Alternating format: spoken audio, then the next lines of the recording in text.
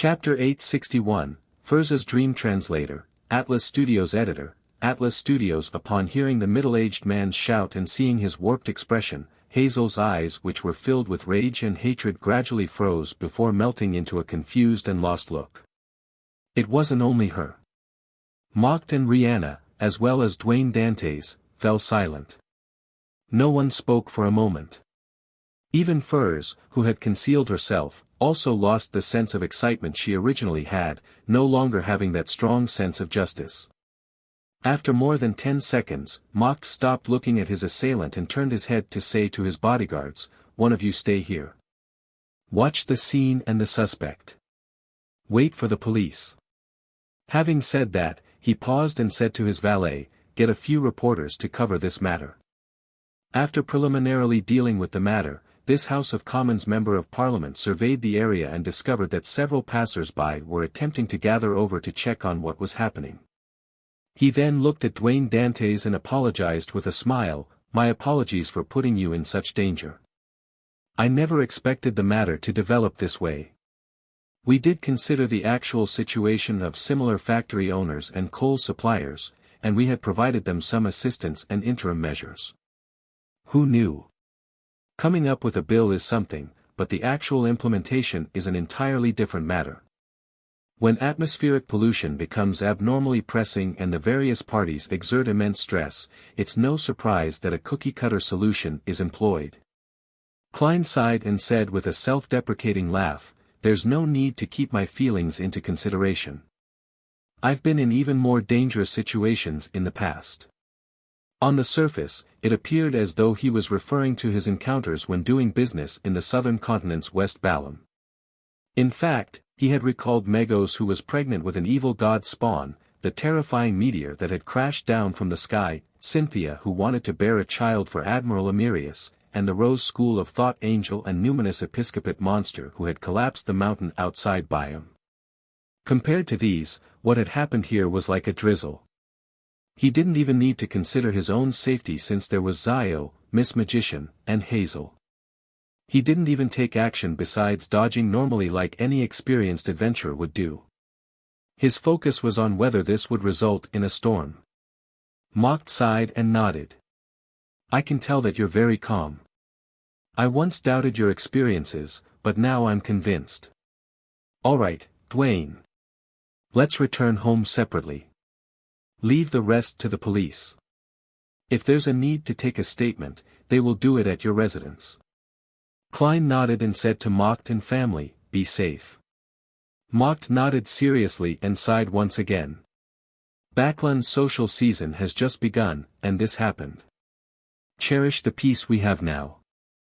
Baklan's social season is marked by the return of the House of Lords members of Parliament.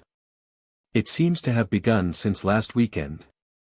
And this week, 2 cases have happened consecutively. The harm dealt to Baron Sindris, and the assault on Member of Parliament Mocked. As he thought, Klein didn't stay put. He brought Richardson, who clearly looked a little shaken, and walked towards his carriage. When he got into it, he watched the scenery fly backward as he sighed and half closed his eyes. He was presently unable to determine if the assault hadn't involved beyonder powers, as everything that had happened could be done by ordinary people. As for the middle-aged man, he had sufficient reason to do so. This didn't need deliberate fabricating, as Klein believed that in Bakland, at present, there were more than one former factory owner or employer that had lost their livelihood because of similar developments. The only thing that felt questionable was that Mocked was the target. Although the House of Commons were the supporters, advocates of the environmental measures, often making relevant speeches and are interviewed by the papers, he wasn't the most obvious target during the passing of the bill.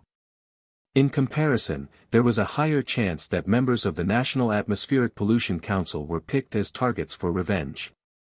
Klein leaned on the carriage wall as he slowly opened his eyes. Seeing that it was already dark and cloudy with rain already pattering down. Once again, he realized how the maelstrom hidden beneath the seemingly calm Bakland surface was intensifying. Reining in his thoughts, Klein raised his left palm and tapped his pocket. In it was what he believed to be Frank Lee's reply and some unknown mushrooms. Klein really yearned to return home to head above the gray fog and use the newly received mushrooms to communicate with creeping hunger, doing so to regain the use of the sealed artifact. With the storm already brewing, he believed that there was a need for him to quickly be returned back to his optimal combat strength. And in this aspect, creeping hunger was essential. Unfortunately, he had 2 Beyonder bodyguards following him, so it was best if he didn't head above the gray fog for the time being. I clearly don't need any protection, but I spent a few £100 to hire 2 people to restrict my actions. How helpless I am as a tycoon. Klein finally sighed inwardly as he raised the cup of black tea that had just been prepared by Richardson. He took a sip as his facial muscles tensed up before relaxing. Klein looked down and discovered that there had been twice the number of lemon slices in his black tea than usual. He glanced at Richardson in an unnoticeable manner, and he saw that his valet was in a daze, as though he was still lost in the horror of the assault. As cowardly as usual. Klein commented inwardly as he placed the porcelain cup on the table. Late at night. 39 Buckland Street, Member of Parliament Mock's house. Hazel sat before her dressing table, looking at the grey rat sitting on a powder box. After a long silence, she said, "Was my father wrong? The matter he pushed for is clearly a good thing. There is nothing that is beneficial to everyone. There will always be those who benefit and those who suffer from it. At such times, a relevant bill or plan requires thought, compensation, and aid. If your father had done them, the problem isn't his. Conversely, it also means he's cold and ruthless," the rat said perfunctorily. Hazel recalled for a few seconds and relaxed her expression. "During dinner, I sensed that there was something very valuable hidden inside the cupboard in the pantry, but when I later got an opportunity to open it, there was nothing." The rat was taken aback as it said in thought, perhaps that was Dwayne Dantes' bodyguard. He was recently embroiled in a suicide case, and it's said that it involves Baron Sindras. Hiring a bodyguard to protect him in secret is normal. The bodyguard inside the cupboard might also possess supernatural powers, carrying mystical items with them. That's why you were able to sense it.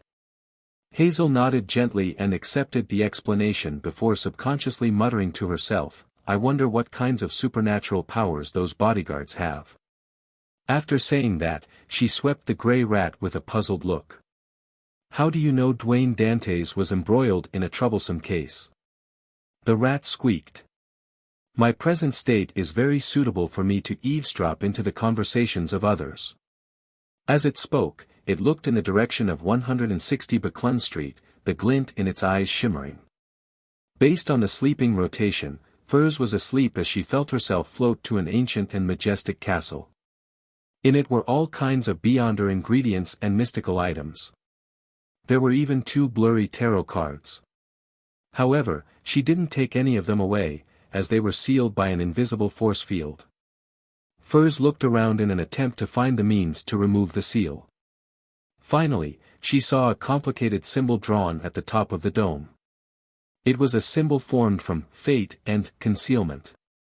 "If I find an item engraved with this symbol, I'll be able to unseal some treasure." Furs immediately came to a realization when she snapped awake. She discovered that she had curled into a ball on the carpet in the room. She had a thin silk blanket covering her. She and Zio didn't dare sleep in the reclining chair, afraid that Dwayne Dantes, who often sat in it, would notice something different. Rubbing the edges of her brows, Furs sat up and saw Zio having her back to the wall of the master bedroom. She was seriously listening for any stirrings. As Furs walked to Zio, she said with a frown, "I feel that there is some secret hidden here. I had a strange dream, dreaming of an exaggerated treasure trove and a complicated symbol." As an astrologer, she instinctively believed that there was a problem with her dream. Noticing the serious look on Furs's face, Zio suppressed her words of doubt and said after some thought, "Perhaps there really is some sort of secret. I once heard a proverb regarding the mysterious world. It goes, when a Beyonder element is discovered somewhere, there must be a second one.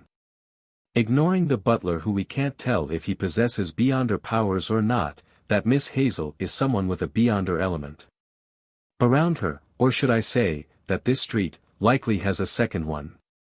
Furs nodded gently before laughing. However, it has nothing to do with us. We will receive our remuneration tomorrow evening and terminate this bodyguard mission. We will leave this place. The most pitiful of all is Dwayne Dantes. He's innocent and ordinary, but he ends up involved with troublesome matters and beyonder elements.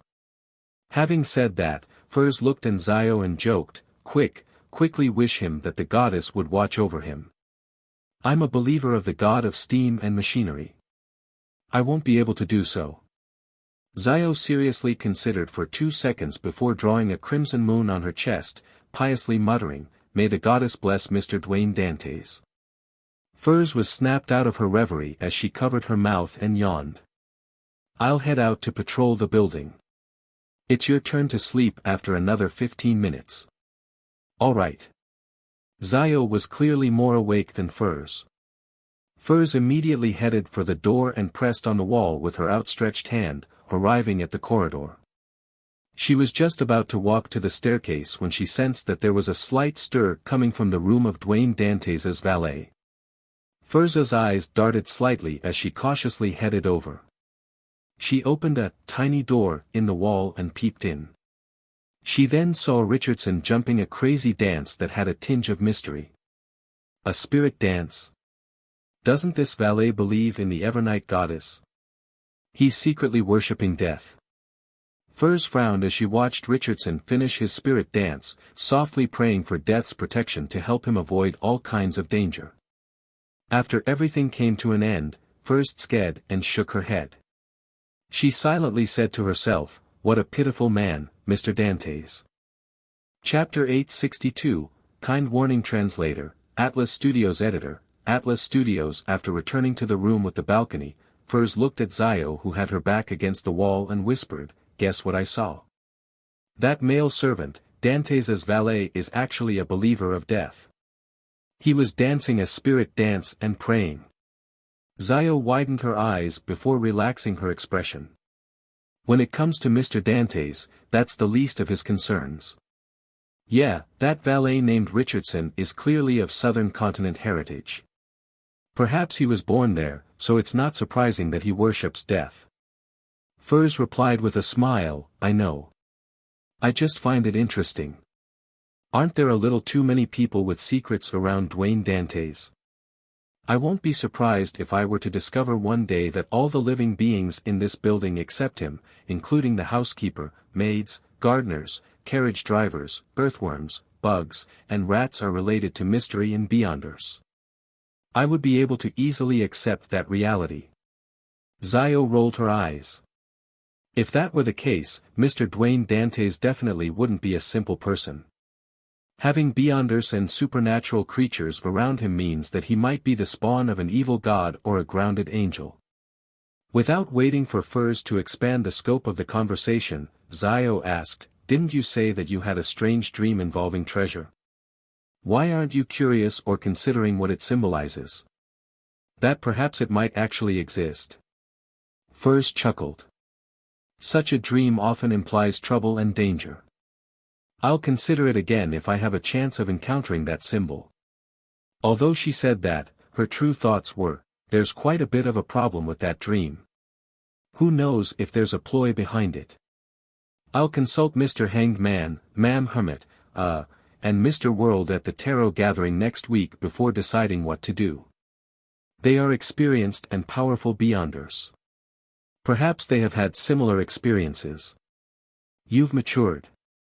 Zio nodded, and exerting strength in her back, she bounced off the wall and walked to the spot where Furs had been sleeping before. "Mature?" Furs scoffed and leaned in towards her friend. She straightened her back and looked down at her friend's hair. Without waiting for Zio to become enraged, she sighed. "You're the one who matured. I still remember this time last year. You did things based on instinct, arbitrating with your fist. From time to time, you would commit mistakes without realizing it and become lost. You're much better now.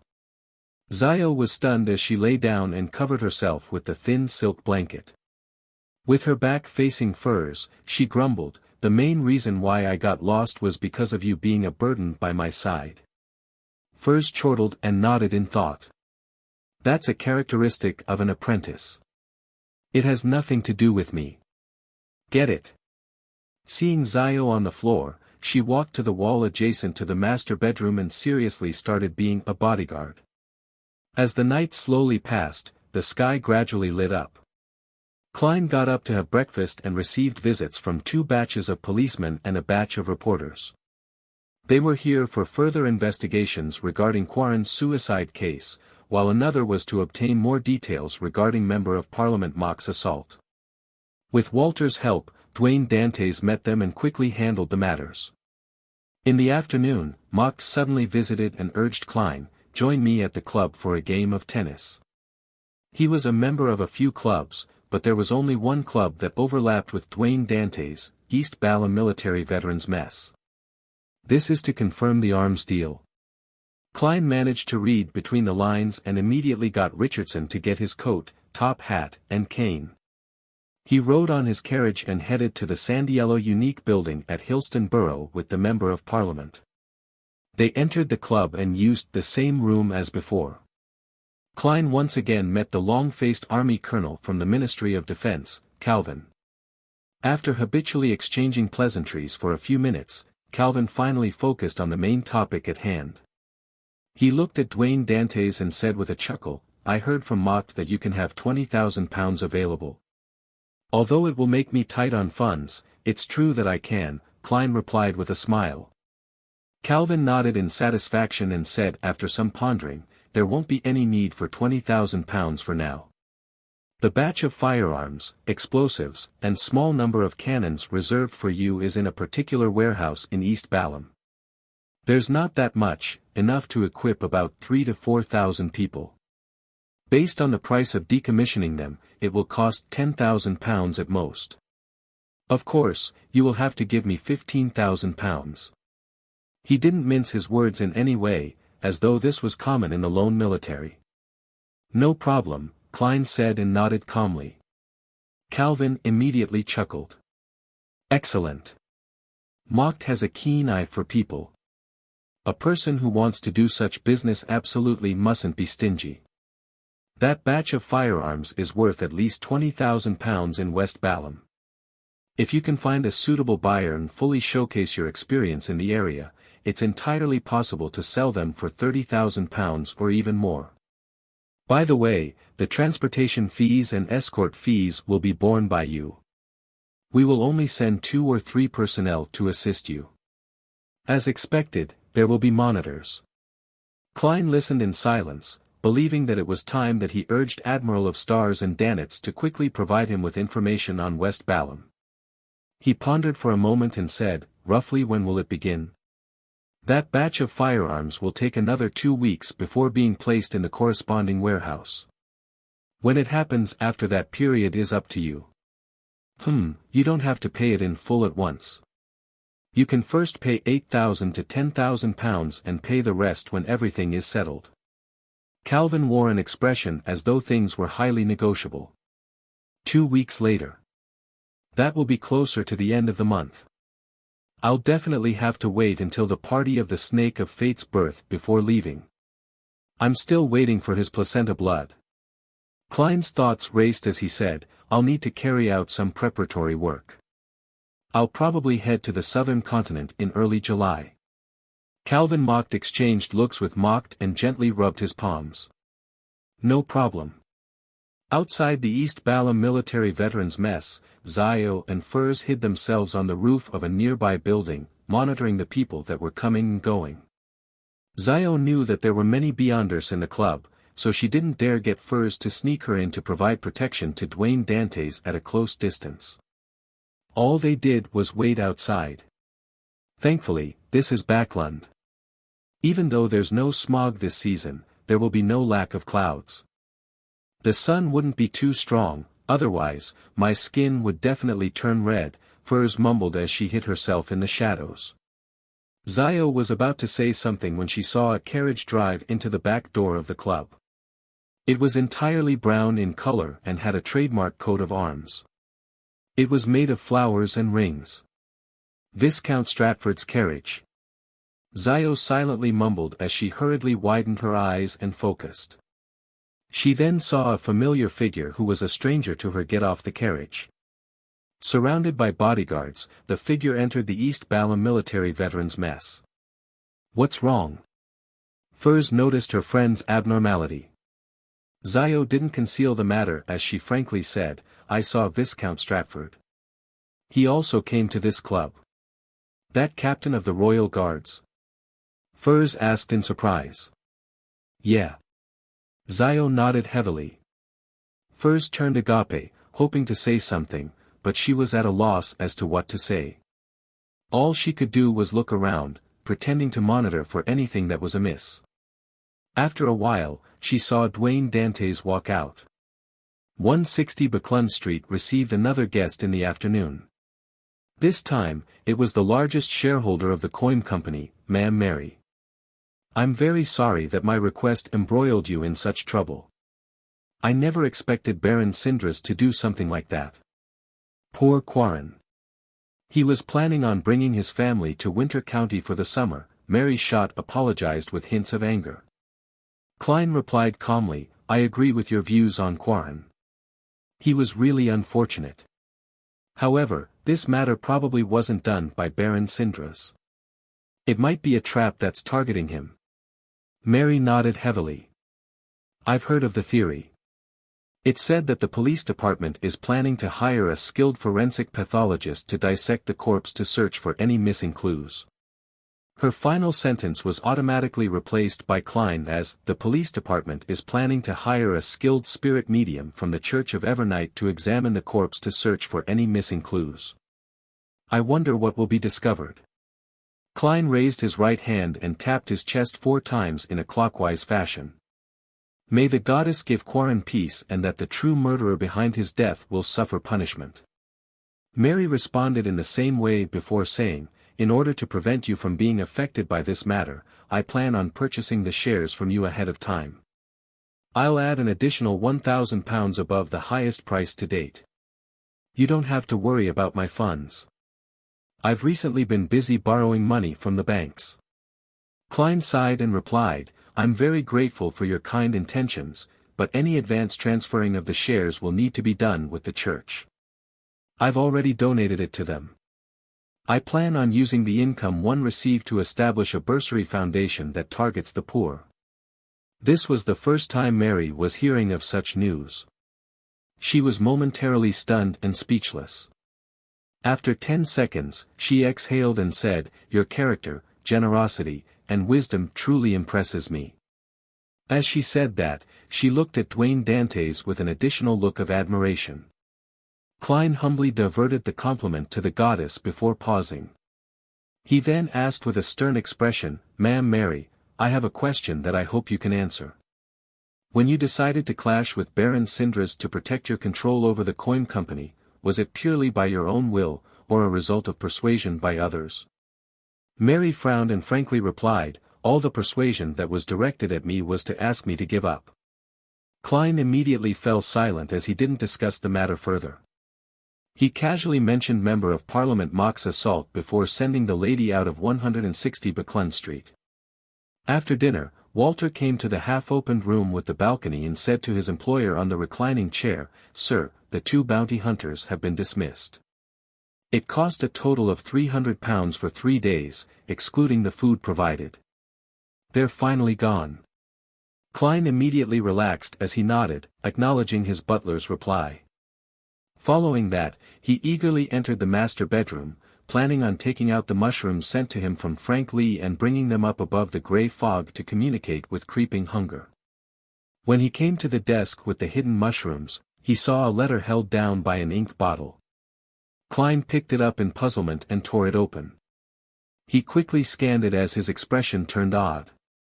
"Dear Mr. Dantes, we are the bodyguards you hired.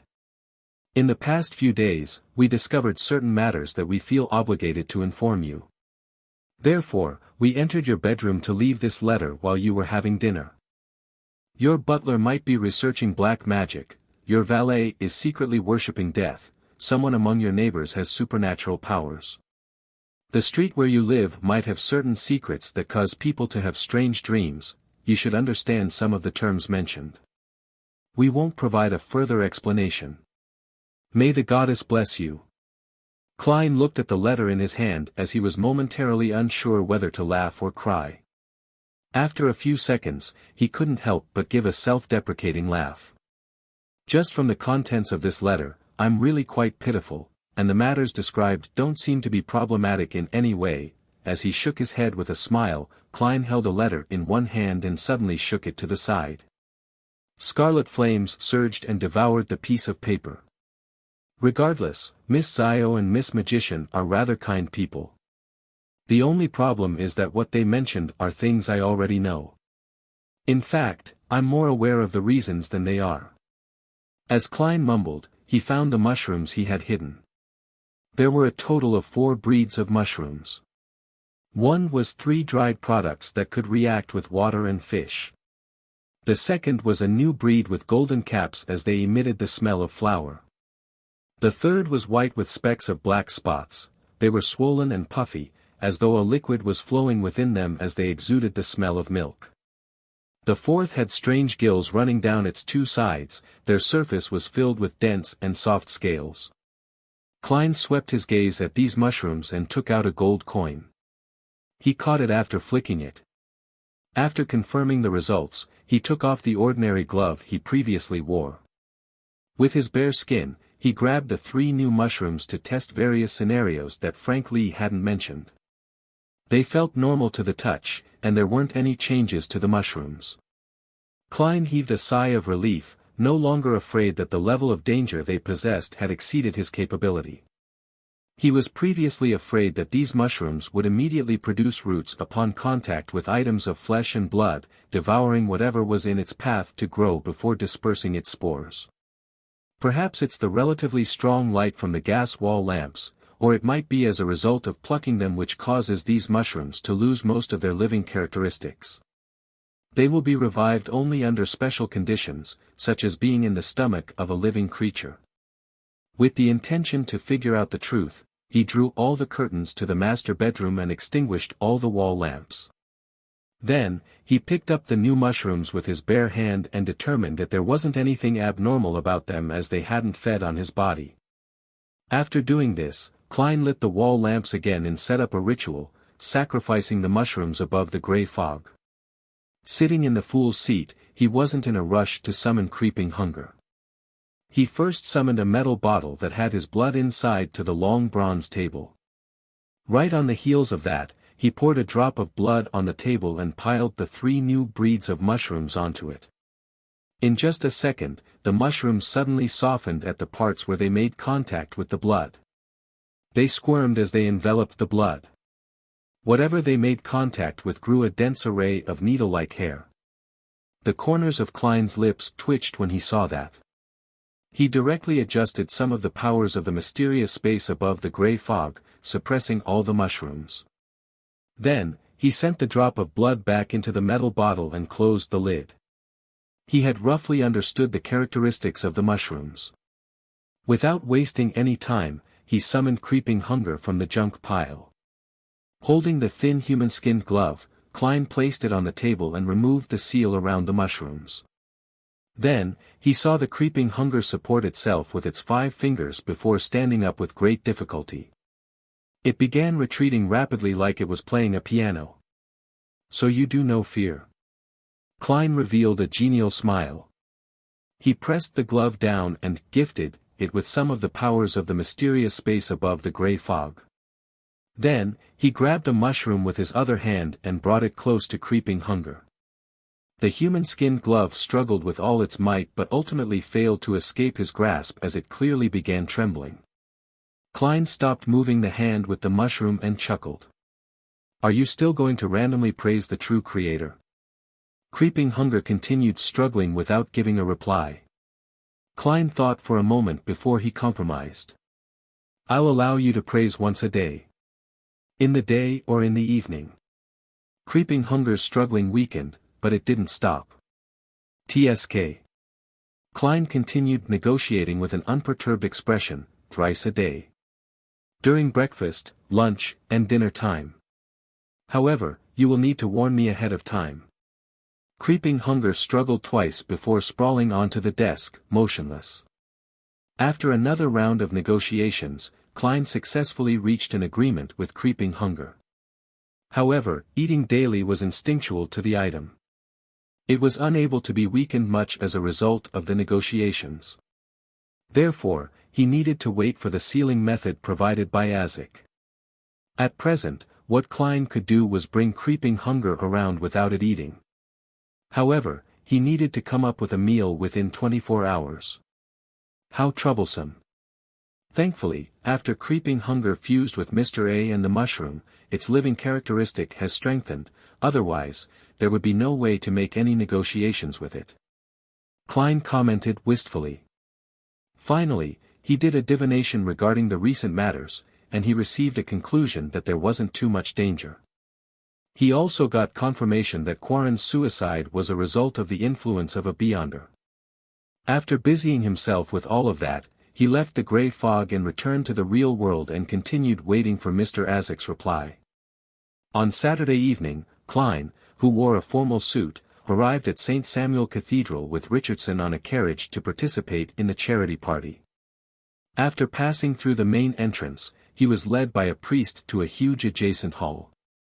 There was a baldachin with the sacred emblem representing the Evernight goddess placed inside. High above were a few miniature crystal chandeliers that hung down. In front of it were thin and long candles as well as overturned round metal lids used to store wax. At this moment, all of them had been lit, illuminating the hall with brightness. It had quite a holy feeling to it.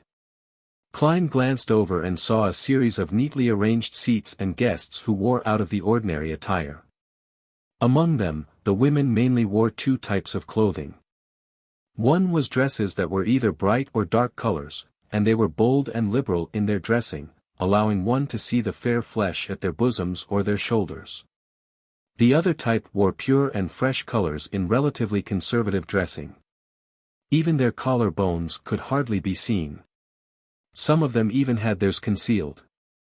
Based on what Klein knew, this was the difference between married and unmarried women in the Lone Kingdom. As for widows and divorced, they could choose between the two.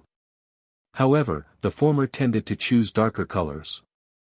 Aside from those, Klein also saw shimmering necklaces and exquisite earrings, as well as all kinds of valuable accessories. They were a lot more impressive than what the guests that attended the ball or banquet which Mocked and himself had hosted. After walking into the hall, Klein greeted the bishops, Mocked, and others he knew and exchanged pleasantries. At this moment, there was a sound from the door as many guests turned to look back, revealing their smiles as they walked over. When Klein looked over, his gaze first lit up before it froze. At the entrance to the hall, the most attractive one, there was a girl with lustrous blonde hair that softly cascaded down her shoulders. Her beautiful eyes were green like emeralds. They appeared like the sea which hid a maelstrom within, making anyone who looked at her unable to move their gaze away. Her facial features were pretty, and she had an outstanding bearing. Her looks were nearly flawless, making the men and women present find it difficult to notice what kind of dress she was wearing or the designer of her jewelry. However, Klein had swept his gaze to the necklace at her collarbone. A lustrous and perfect pearl was being embedded within the crevice between the intersection of her collarbone. It softened the lines at her neck, making her accentuate a clean and mesmerizing feel. Klein had met her before and he knew her. She was none other than the Tarot Club's Miss Justice. Back when she used magic mirror divination, Klein had seen her before. Immediately, Klein moved his gaze away, without daring to take another look. This was an instinctive reaction of his, as he knew that Miss Justice was a beyonder of the spectator pathway. If he garnered her attention, it was very easy for her to read his true thoughts and secrets based on the changes in his expressions and body language. But his racing mind quickly forced him to turn his head back as he continued casting his gaze at Miss Justice. He discovered that him avoiding her had made it worse and more obvious. How could a gentleman who liked all kinds of women not take a few more glances when encountering such an abnormally beautiful lady? At the same time, Audrey sensed the abnormality of a particular man. His sideburns are a little white. His looks and bearing aren't bad, making him appear profound. This is likely Mr. Dwayne Dantes, who donated more than £10,000 in an attempt to establish a bursary foundation for the poor. His reaction was a little odd, as though he was trying to hide something. To Audrey, Dwayne Dantes's act of moving his gaze away was actually very normal. She had encountered many similar situations in the past. Some men would indeed subconsciously turn their heads away after seeing her, as though afraid that she would notice it, or that they would make eye contact, exposing their moment of being mesmerized. Therefore, what was odd wasn't that Dwayne Dantes had moved his gaze away. Instead, he had turned his gaze back again.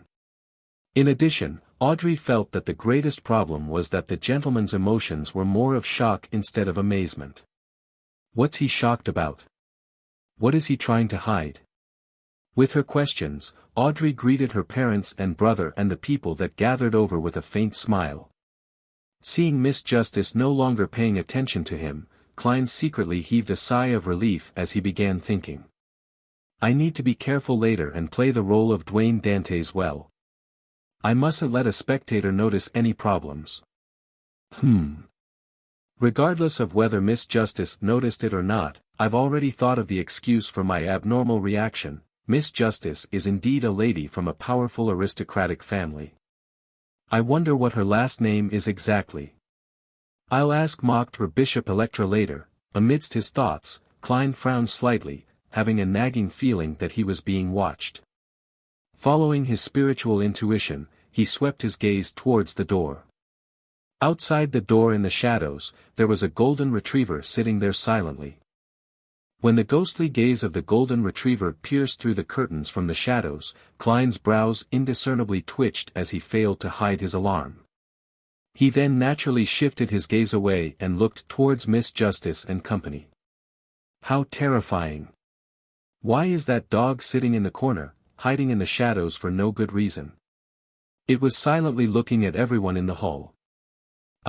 Miss Justice seems to have fed a spectator potion to an animal and had once asked Mr. Hanged Man for advice. Don't tell me it's that golden retriever. 2 spectators, one out in the open, and one in the dark. Which actor can handle that? In high society, Miss Justice and the dog are unlikely to be the only spectators.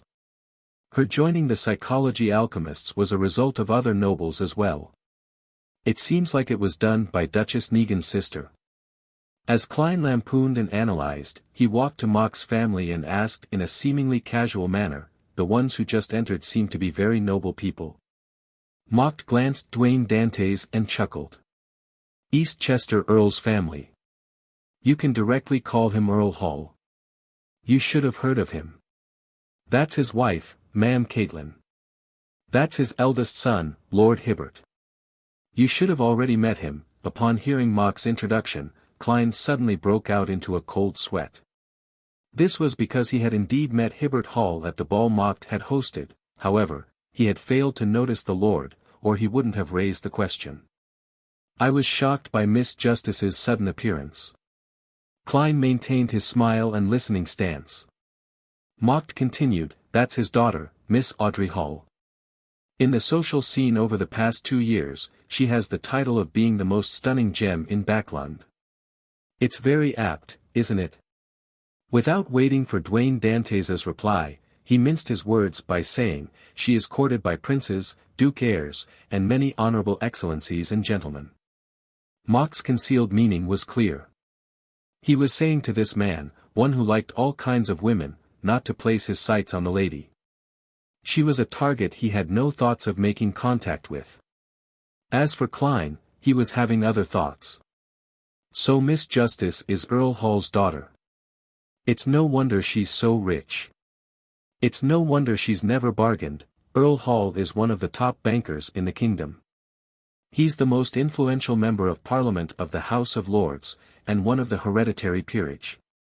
His wealth is much more than Baron Syndra's. Even if Miss Justice is unable to inherit the aristocratic title and family estate, the wealth she will inherit will be at least £100,000. With her looks, birth, and character, she is indeed the best choice for a marriage partner with the royal family or powerful nobles. However, the way she has been repeatedly buying mystical items doesn't look like she's someone with a wealth of only a few £100,000. She's able to claim it from her father. I also wish to have one like that. Amidst his racing thoughts, Klein replied to Mock's warning with a smile. I've heard of the various rumors about Miss Audrey. It's only today that I have realized that they aren't that exaggerated. Unfortunately, I'm not a prince or the heir to a duke, marquis, viscount, or earl. Otherwise, I would also be one of her pursuers. He was implying that he knew his status and standing. Mock didn't continue the topic and began introducing the various guests he knew to Dwayne Dantes. He had truly led him into high society. Of course, the greatest supporter involved in this was the Church of Evernight. Without the charity party they held for the foundation, Mock wouldn't have the chance to bring Dwayne Dantes to meet so many honorable people. Marquis Lockent, Earl Gross, Viscount Loveland. The aristocratic believers of the goddess separately exchanged pleasantries with Dwayne Dantes with a rather genial attitude. Before Mock was done with the introductions, an elder walked into the hall. He was wearing a black clergyman robe with red accents. By his chest hung 5 dark sacred emblems. He was clean-shaven, and his eyes were deep, dark, and tranquil. Including Earl Hall, everyone turned to face the elder and respectfully bowed. Good evening, Your Grace. This elder was none other than St. Anthony Stevenson, one of the 13 archbishops of the Church of Evernight. He was the person in charge of the Backlund diocese, and he was part of the upper echelons of the church in the true sense of the word. When Klein saw the archbishop, his body and mind involuntarily trembled as he found it difficult to hide it. It was as though he stumbled upon a grave on an unlit village trail back when he was young. He swept his gaze and saw that the other guests didn't have any strong reactions. He immediately realized that the horror which St. Anthony carried with him was more clearly felt by people with stronger spirituality. He hurriedly entered cogitation in an attempt to calm himself down. When he managed to control his trembling, St. Anthony had already smiled. He surveyed the area and tapped his chest 4 times in a clockwise fashion. Praise the Lady! Praise the Lady, the guests at the charity party replied one after another. With the archbishop's arrival, Mock stopped introducing Klein to the other guests because the party had officially begun. According to convention, everyone would take their seats and piously pray to the goddess for 3 minutes. Following that, the cathedral would begin singing and walk to the baldachin and use their ethereal, uniform, and seemingly cathartic voices to praise the goddess. After the religious ritual ended, Electra received St. Anthony's instructions to stand to the side of the choir. There was a podium there with all kinds of books placed on it. Everyone, I'd like to thank you all for coming. Your character is a resplendent star in the serene night. Electra first said a few words of pleasantries before saying, our establishment of a bursary foundation that targets the poor stems from Mr. Dwayne Dantes' suggestion. He is truly an honorable gentleman. His piousness and character are impeccable and a definite role model to others. Next, I'd like to invite Mr. Dwayne Dantes to give everyone a brief speech. Although Klein was already prepared, he drew a gasp inwardly when he heard the last sentence. This was different from usual. There were 2 or even more spectators around. It wasn't something that he could *T through if he wanted to. The content of his speech needed to be sufficiently realistic, without them being able to see through his lies or fake examples. Pressing down his clothes at his abdomen, he quickly stood up and walked to the podium as he buttoned his suit. Coming behind the podium and steadying himself, he surveyed the nobles, members of parliament, clergymen, and high-ranking civil servants. He said with a smile, I'm a little nervous. This is my first time being stared at by so many people of such honorable standing. I was once active in a region where the poor gathered. I was active in the chaotic southern continent and, thus, saw many things. There was a young lady who helped her mother make pasted matchboxes from the age of 6.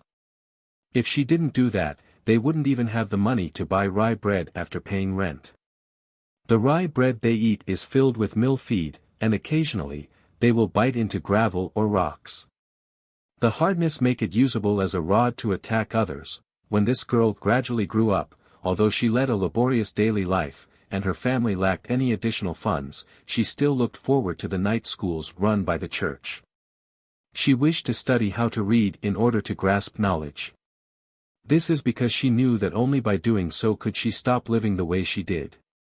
Only by doing so would she not starve and be able to wear clothes that could really protect her from the cold.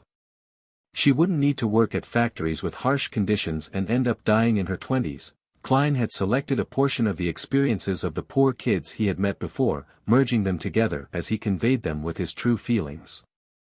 He could clearly see many ladies more or less reveal looks of empathy. A number of girls even had their eyes flicker, such as Audrey Hall. She really is an easily moved child. I've acted from the bottom of my heart. I've even moved myself, much less a spectator. However, most gentlemen aren't moved. Some of them seem to already be aware of the situations of the poor. Some do not mind those of the lower class. Klein swept his gaze as he continued, our industry has been developing. In the future, we will definitely need more literate workers. Our election criteria has been relaxed. In the future, the ones who are eligible to vote will definitely include most of the educated. With the empathy towards these poor children and my expectations of the kingdom's future, I've decided to donate all my coin company shares that I have on hand to establish a bursary foundation that targets the poor. It lets them have the opportunity to enter official institutes of higher learning after attending the free night classes. Earl Hall, who had a beautiful mustache, nodded when he heard that. He was the first to raise his hands to gently clap. Amidst the vigorous applause, Klein returned to the seat belonging to him. Bishop Electra headed up and announced, the shares that Mr. Dwayne Dantes donated are valued at £15,000. We would use it to establish a lone charity bursary foundation. Ladies and gentlemen, if you agree with him and pity those children who thirst for knowledge, you can contribute to this foundation. As he spoke, he pointed at the donation box beside him. Audrey retracted her gaze and pressed the corner of her eye and said to her father, Father, I plan on donating £1,000. What about you? As she spoke, her mind quickly summarized what she had observed. Dwayne Dantes has likely lived a lower-class life. His pity, empathy, and speech were all very realistic. Those poor children are truly pitiful. Just now, when the bishop mentioned that the shares were valued at £15,000, the corners of his lips twitched unnaturally. From the looks of it, he likely feels the pinch over donating the money. However, the sincerity of him donating it doesn't seem fake. This means that he's a gentleman who loves money, but he loves kindness even more. Why was he shocked when he saw me, and what is he hiding? He has seen me somewhere before but doesn't know my identity. But there's no need to hide that. He identified my necklace as a mystical item, so he was shocked before trying to attempt to hide this matter. If that's the case, it means that he's definitely a beyonder, one that isn't a low-sequence beyonder. I'll ask Susie later when I'm back. Perhaps, she noticed other details. She was hiding in the darkness, so he wouldn't be on his guard against her, allowing her to discover more. Amidst her thoughts, Audrey saw her father smile as he took out a checkbook and fountain pen. The value he wrote down was £10,000. £10,000. Audrey blinked as she used a very slight change in expression to express her surprise. Without needing her to voice out her question, Earl Hall had noticed her puzzlement. He chuckled and said, "This is an insightful man. His ideas have inspired me and resonated with me. Besides, we can't ignore the misery that objectively exists just because it cannot be resolved anytime soon." Audrey vaguely understood her father, but she felt that she didn't fully understand him. She nodded slightly and took out her checkbook from her purse that matched her dress and wrote down the £1,000 value. This was a charity ball. Furthermore, it was held in a side hall of the cathedral, so there weren't any dances or extravagant arrangements. There weren't any valets or ladies' maids following by their sides. It was simply a charity event that had some degree of donations involved. The ladies undoubtedly brought their bags on them. The guests subsequently threw their checks into the donation box and headed for the two long tables for some beverages or simple food. After which, they walked around the hall socializing instead of sitting. This was closer to that of a buffet party. Klein also accompanied Electra and came to St. Anthony's side and was introduced to him. St. Anthony smiled in response to Dwayne Dantes' greeting.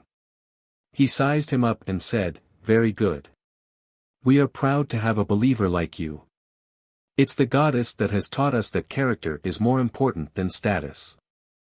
Therefore, you are an extremely honorable gentleman." To be frank, faced with this saint, Klein's heart was drumming because deities or beyonders related to the fate domain was able to see the gray fog's aura on him. For example, everyone from the monster pathway or the Evernight goddess who wielded the authority of misfortune. As for Saint Anthony, if he was a high-sequence beyonder of the sleepless pathway and grasped beyonder powers involving misfortune, then there was a chance that he could see that there was a problem with Dwayne Dantes. As such, Klein had headed above the gray fog to divine so before attending the charity party. He received the answer that there wasn't any danger. Since the goddess didn't say anything, even if her archbishop were to discover some problems, he will probably feign ignorance. Klein replied with a warm smile, "I've been to the cathedral frequently to pray and listen to Bishop Electra's preachings in recent times. Even my soul seems to have been cleansed. Therefore, I abided by the goddess's teachings to pass such beauty and hope to others." Saint Anthony nodded and said, "In front of the goddess, all believers are differentiated by their character, regardless if they are nobles or commoners, male or female. They are all the same. I hope those people who live in poor environments will liberate themselves of fear and receive serenity. Praise the Lady." Klein and Electra tapped their chests 4 times in a clockwise fashion. Praise the Lady. Seeing Saint Anthony turn towards the other believers, Klein planned on heading over to the table to get a glass of champagne to quench his thirst. At this moment, he saw a gentleman approach him. This man had somewhat loose skin with an obvious potbelly. However, it could be seen that he was rather handsome in his youth. Even now, his blue eyes that had a smile on them and his beautiful mustache made him appear good-looking. Klein had previously learned from Mock's introduction and knew he was the House of Lords Member of Parliament and powerful banker, Earl Hall. Of course, to him, the most important identity of this noble was that he was Miss Justice's father. And Audrey happened to be by his side. She was observing Dwayne Dantes with her bright eyes, awaiting her conversation with the gentleman later. This made Klein immediately feel a little uncomfortable. I need to present the persona that matches Dwayne Dantes. A person of ordinary birth who's working hard to get himself into high society. At this moment, he's bound to be a little nervous and restrained. Likewise, a gentleman who loves beautiful women will feel the same feelings when faced with the most stunning gem in Backlund's eyes.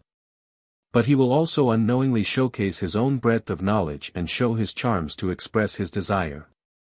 Yes, an experienced tycoon who survived the chaos must be someone who has pride and confidence hidden in him. No matter what he faces, he will try his best to appear calm, respectful but not sycophantic. Klein's thoughts raced as he smiled and politely said to the approaching Earl Hall, "Honorable Earl, I happened to see the check you donated. Your kindness and generosity truly impresses me. Yet, you've never flaunted that or informed others how much you've donated." Earl Hall chuckled. "No, compared to you, the price I pay is far inferior to what you made." Between the lines, he meant that £15,000 might be a tenth of Dwayne Dantes' overall wealth or even a fifth, but £10,000 to him was just 1,000th or even lesser. Clearly, the former paid a greater price, and his willingness to do was even more pure. From my point of view, as long as the poor who yearn to use knowledge to change their fates can be helped, all donations are kind and sufficiently benevolent. From this angle, the only difference between £10,000 and £15,000 is just £5,000. Klein tried hard to express his sincerity as he deliberately glanced at the listening blonde girl without leaving a trace. He knew that an ordinary, without a trace, was obvious in the eyes of a spectator.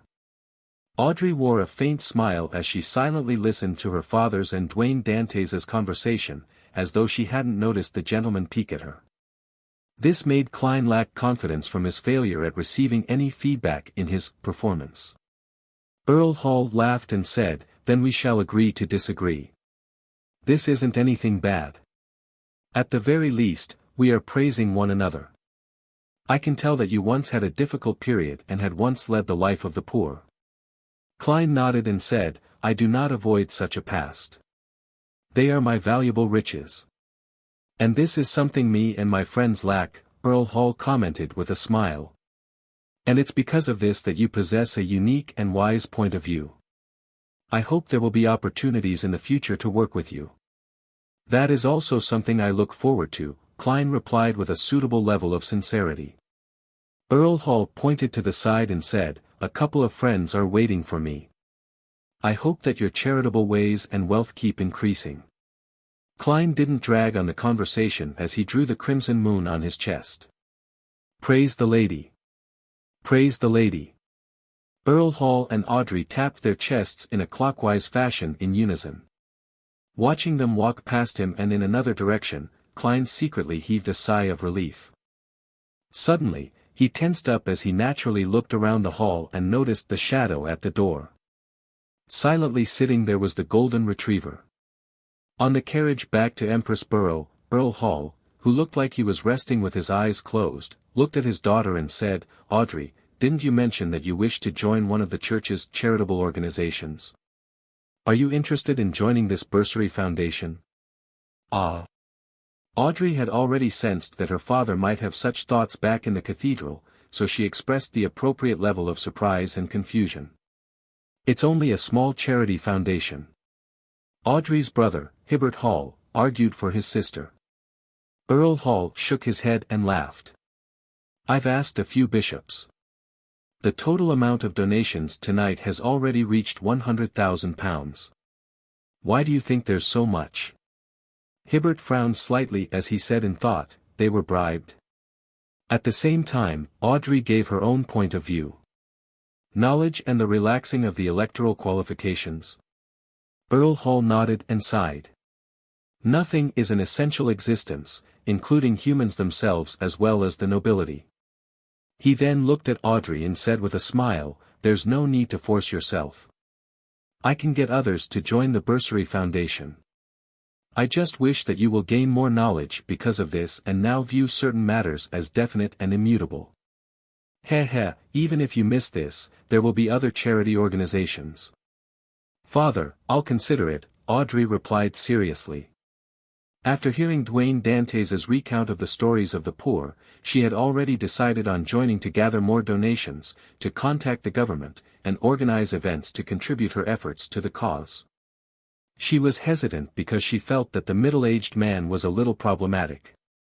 After returning home, Audrey immediately brought Susie to her room and closed the door. "What's your take on that Mr. Dwayne Dantes?" Audrey asked directly. The golden retriever sat opposite her and thought.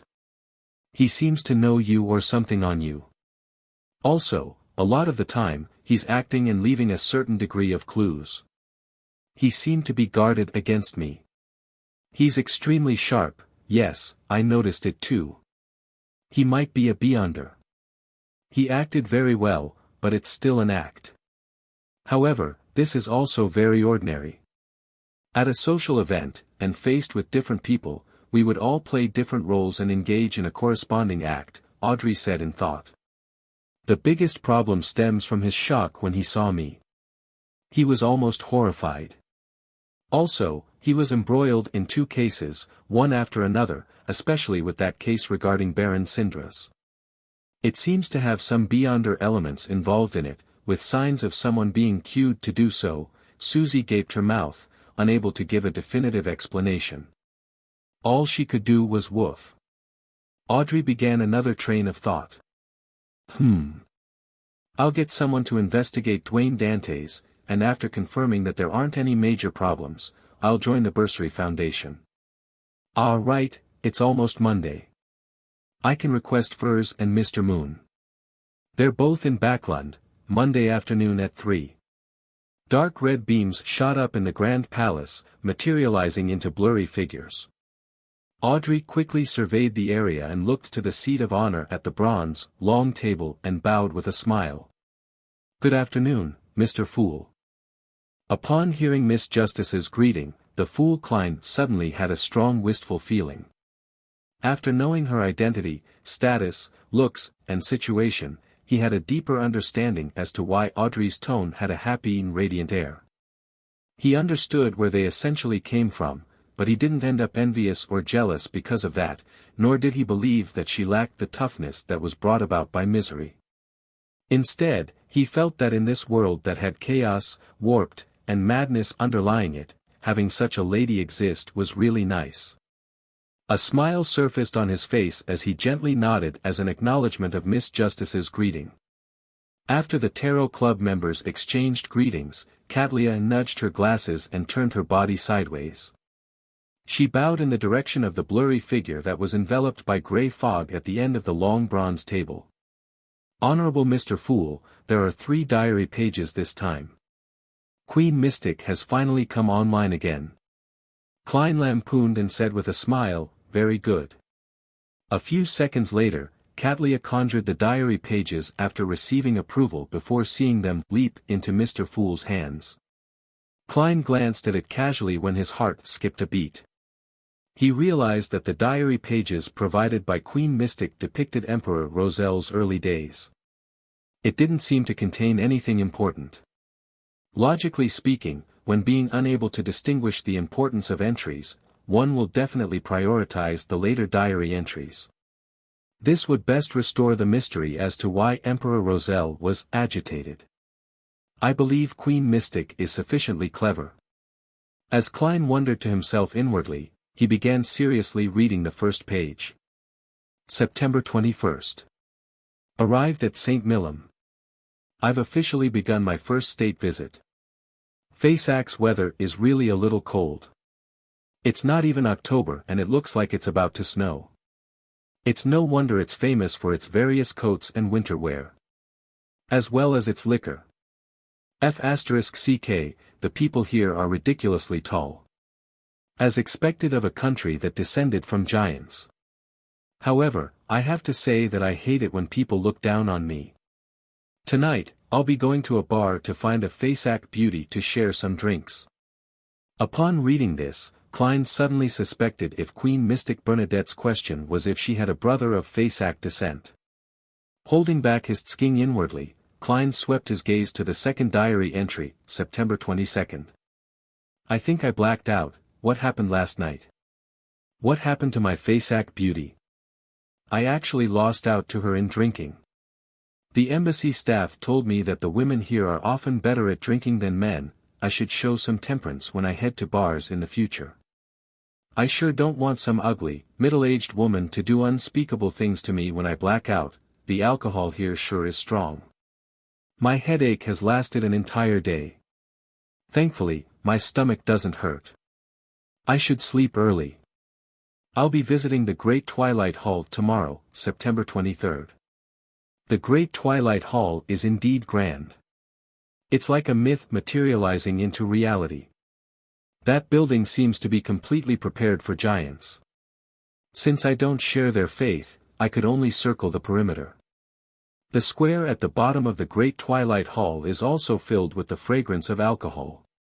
There were plenty of people there, some kneeling, some sitting, others playing musical instruments. They exude a rather relaxed and open feeling. I got to know a Faysatian who blows a bone flute.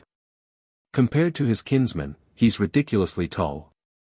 He's roughly 3 meters tall. His name is Honegger, and he claims to be from one of the clans in Faysac that have the purest giant bloodline. The way he plays the bone flute looks very sorrowful, as though he doesn't belong here but has no idea where to go to. Compared to the skirt chasers at Intis, he's a lot more like a poet. Now that I mention it, I really can't help but give some criticism. Those guys seem to wear any sexual diseases as a badge of honor. It just messes up the entire social market.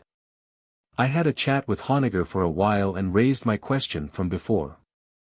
He said that he's only homesick. But the problem lies in the fact that he's a true blue native from St. Millom. He has never left this place before. Honegger didn't immediately reply to me as he played the bone flute for a few more minutes. He later told me that he misses the origins of the giant bloodline, the giant king's court mentioned in myths. He told me that he and his clan of Phasacians often dream of tall mountains that are used as giant city walls. It's a palace forever bathed in twilight's glow, with tall towers and other kinds of buildings. It resembles the Great Twilight Hall, but it's even more fascinating, epic, and miraculous. Without anyone needing to tell them, Honegger and his clansmen believe that it's the giant king's court. Towards the end of our conversation, Honegger slowly stood up and thanked me for listening. He was going to leave Phasac to seek out the giant king's court, to find the home of his soul. He believed that in the zone at the easternmost front of the Sonia Sea, there might be a path that leads to the giant king's court. He said that a millennia has passed, but the giants have never forgotten their home. Now, it's his turn to follow the footsteps of his ancestors. This path would never stop until the destination is reached. He played the bone flute again and gradually left amidst that ethereal and sorrowful tune. Home, home. Upon reading this, Klein felt for the first time that his feelings resonated with the emperor. Although Roselle only wrote the word that seemed to repeat without describing his feelings, Klein could understand the undulating feelings within the emperor. This was because he and Roselle were like Honegger. They had a home they belonged to spiritually. Sighing inwardly, Klein flipped to the second diary page. January 10th. Visited Sonia Island. This place is also called Ancient Elf Island. It has plenty of elvish ruins and customs left over. I was surprised on the first day. The elves actually make blood cake, and they enjoy eating animal organs and are good at using spices. They even invented chopsticks. Thinking about the elvish depictions on the murals, apart from their blue hair, their facial contours and eyes are similar to Asians on Earth. Could they be my fellow countrymen? Yes, back then, I had such suspicions as well. However, it's impossible for so many people to transmigrate at once since it's almost an entire race. I felt that I was overthinking matters. But it doesn't make sense that the customs and cutlery that appears on Earth won't appear here. Klein thought in interest as he quickly continued reading. He wanted to know if Roselle had gotten to the bottom of it. January 13th. I've been so busy searching for writings, relics, and folk tales that I forgot to write my diary for a few days. Although many objects have been taken away by the various churches, I've still obtained something of value. Various legends have it that Elf King Saniathrim created chopsticks. There are records of him using animal organs and blood to cook delicacies. There are stories of this ancient god being good at identifying and using spices. It's acknowledged that he is their founding ancestor, the first elf. Due to certain reasons, he led the race and left the western continent that only existed in legends, bringing them to the northern continent. Could it be that this is a fellow countryman of mine, a transmigrator? He later produced an entire race. There's nothing ancient gods can't do, including having children. He apparently had a wife who was also an elf. I'll need to think this through. January 16th. After further investigation, elves might really have nothing to do with transmigrators. At the very least, they didn't leave behind any Chinese, English, or other symbols. They have likely been using Elvish all the time. Nothing of it gives me a sense of familiarity. Furthermore, the inventions we have in common didn't appear before I came. Likewise for famous quotes. There are only proverbs and idioms with similar meanings but with a completely different choice of words. From all the items and legends I have now, none of them support my theory. This is a little disappointing, but it also makes me relieved. If I were to encounter another transmigrator or other transmigrators, I really have no idea how to face them. January 17th. I dreamed of the home I've nearly forgotten. Indeed, the Emperor more or less gave up on that theory. Klein flipped to the next page and saw the final diary entry, April 2nd. My daughter is smart. She can speak before the age of 1. Although she has only learned a few words, I believe that her subsequent development can't be slow. She must have inherited this from me. No matter how I look, she looks a little like how I looked like on Earth. Could it be that a soul will also bring about some level of inheritance? I'll just treat it as so. Bernadette, this name is quite good. It sounds beautiful, but deep in my heart, I keep having the urge to give her a Chinese nickname. Sigh, she won't get to see her real grandmother and grandfather. 3rd April. I suffered from insomnia last night because of the wistful thoughts I suddenly had yesterday. Thankfully, I know cogitation. However, this also made me consider a problem. That is whether I should secretly teach Bernadette Chinese. No, I can't. If she were to understand the diary entries her father had previously written, I'd rather kill myself. In my daughter's heart, her father is filled with honor. However, using Chinese to write my diary is my final tether to Earth and my past. My daughter should inherit this tether to a certain extent. April 6th. After a few days of consideration, I've decided to teach Bernadette 2 Chinese characters as though they are special symbols. I'll tell her that this is a protective incantation that her father is giving her and that she is to remember it forever. She doesn't need to know the corresponding meaning. All she needs to do is to remember it. The word in Chinese is, home. Home. Klein repeated this word again as he felt his eyes redden a little. He finally understood why Queen Mystic had chosen these 3 diary pages. This was because it was the protective symbol her father had left her. Home. At this moment, Klein seemed to see a river of emotions. Its surface was flowing silently, but there were infinite eddies flowing underneath, churning without end. Klein retracted his gaze and made the diary pages disappear.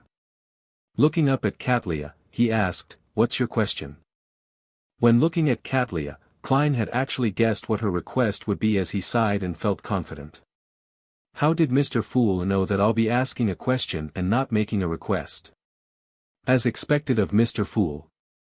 Katlia thought before politely asking, "Honorable Mr. Fool, I would like to know the meaning of these 2 symbols." After receiving permission, she conjured the Chinese characters. They were Gu and Xiang. As expected. Klein sighed silently. When combined together, they mean home, the homeland for one soul. When combined together, the homeland for one soul. Katlia placed the emphasis on the second sentence because she knew very well where home was for Queen Mystic, nor did she believe that it was anything special. Audrey, Alger, and the other Tarot Club members took the opportunity to learn the new Roselle text and tried hard to memorize the symbols and their combined meaning, except Derek. Klein didn't speak further as he leaned back into his chair. "You may begin." Alger immediately turned his head and looked at the world. "Your mystical item is ready. I'll give it to you this week." He was referring to the mystical item made from an ocean songster's Beyonder characteristic. The artisan had first rushed to finish Miss Justice's glove. As for the world's request, it had been delayed until this week. With Mr. Azek not replying yet, and with me unable to restore the seal on creeping hunger, this mystical item's arrival is timely. Klein controlled the world and made him nod. That's still an acceptable speed. An acceptable speed. If I had delayed it for another 2 to 3 weeks or even a year, would you be teleporting to me? Alger thought with a baffling sense of wariness. As his original plan was to obtain the cataclysmic Intura potion from the church, and with him just beginning to digest the ocean songster potion, he wasn't looking to purchase any corresponding Beyonder ingredients. He fell silent again and began watching the other members begin their transactions. To Alger, the most important thing now was to obtain 1 or 2 mystical items to match with Whip of Mind. After all, although mystical items were more about quality than quantity, with the need to avoid having the negative effects stacking with each other, to only have 1 mystical item for a sequence 5 Beyonder was quite an embarrassment. Under normal circumstances, sequence 5 Beyonders would have 2 or 3 mystical items whose negative effects didn't overlap, making them the best combination. Of course, Alger had already reserved one. Once the artisan finished the world's item, it would be his 6-winged gargoyle's core crystal. For that, he needed to pay 1,000 pounds. Together with the fee he needed to pay for the world, the little amount of money he had was reduced by 2,000 pounds, leaving him with 1,800 pounds. Out of that, 500 pounds was a commission he had earned from Miss Justice's glove.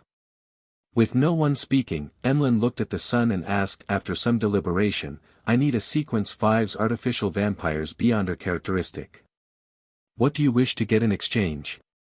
In recent times, he had learned that the Sanguine had the means to eliminate the mental corruption of a Beyonder characteristic, but he needed to make sufficient contributions to make an application.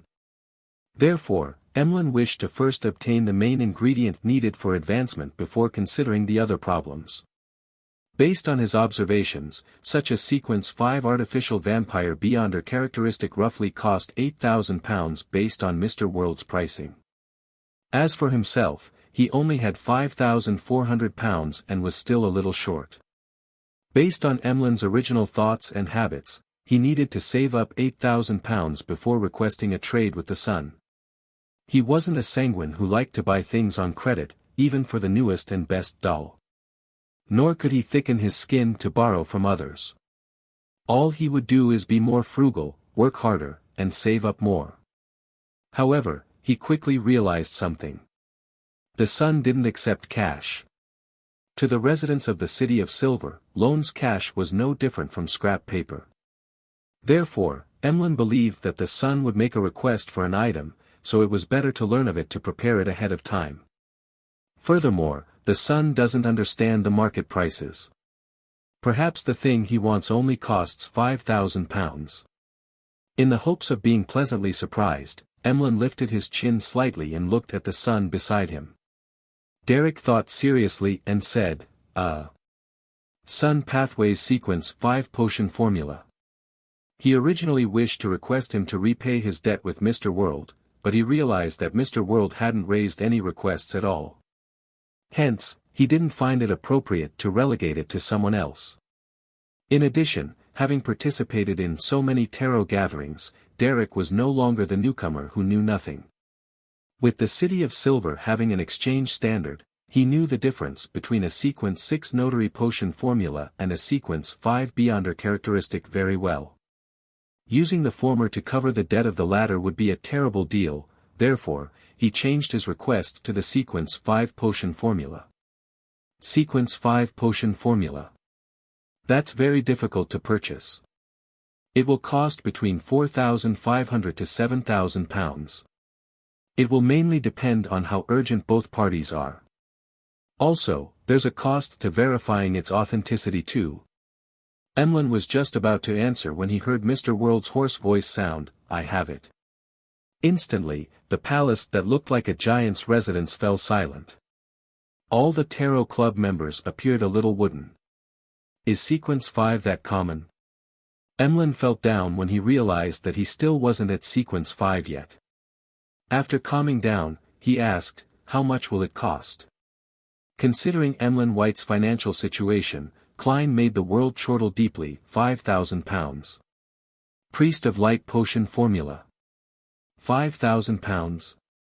Emlyn was first taken aback before he said without hesitation, deal. It was like he was facing a discount for a doll he had been longing for. All right. The world nodded as though it wasn't a major transaction.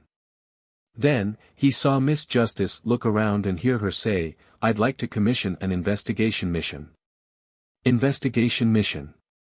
The fool Klein's heart skipped a beat as the world's expression turned somewhat sluggish. What is it? Furs asked proactively. Her impression of Miss Justice's commissions was that they were relatively simple while paying handsomely. She definitely needed to take it. Audrey organized her words and said, "There have been two matters that happened in Backlund recently. One is Baron Sindras. He was suspected to have been framed. The other is Member of Parliament mocked being assaulted because of the environmental measures."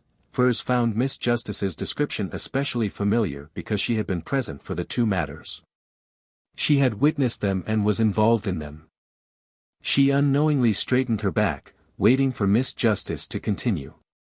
"And in these two matters, there is a tycoon named Dwayne Dantes involved. He came to Backlund 2 months ago, and he had donated more than £10,000 of shares to the Church of Evernight in an attempt to establish a bursary foundation that targets the poor," Audrey described using a tone as though she had never directly interacted with him and was simply suspecting something about him from the data and rumors she had received. "I wish to hire someone to investigate the actual situation with that gentleman. I know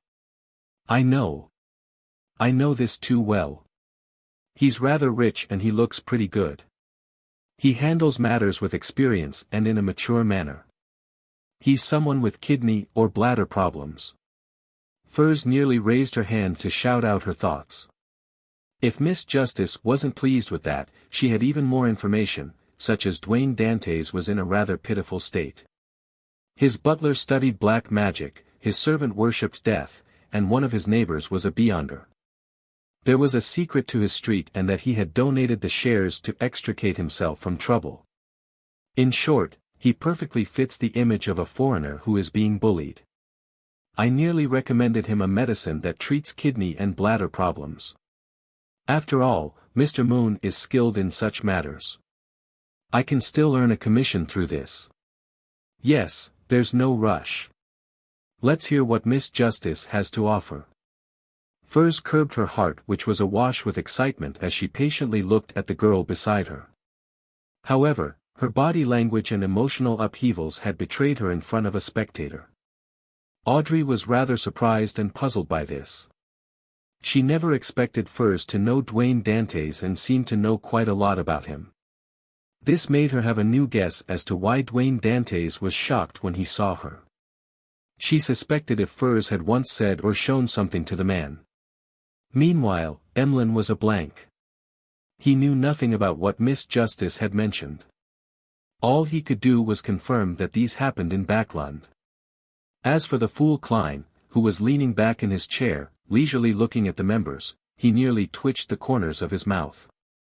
Miss Justice's commissioning of others to investigate Dwayne Dantes had exceeded his expectations. This was because they had only met once at the charity party.